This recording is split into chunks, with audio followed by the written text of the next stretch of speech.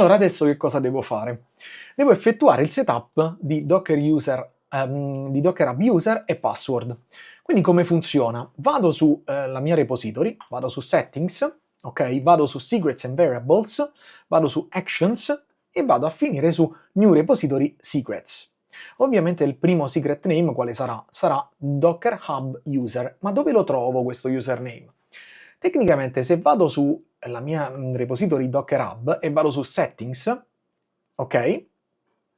Quindi vado sul mio profilo, guardate My Account, vado su Security, che cosa vado a creare? Un nuovo access token.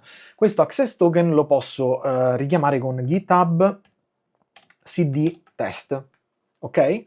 Read, write e delete. Vado in generate. Allora, la questione qual è? Guardate, questo è il mio, è la mia password, quindi guardate, questo è il mio username e questa qui è la password di riferimento, il token univoco che posso associare direttamente alla mia repository. Mi copio lo username e lo vado ad incollare sullo user, Brent e Kin.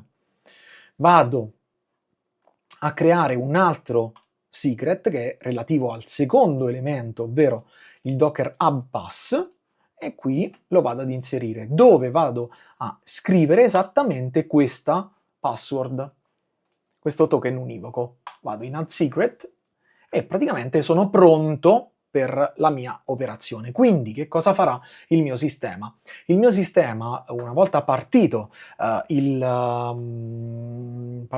processo di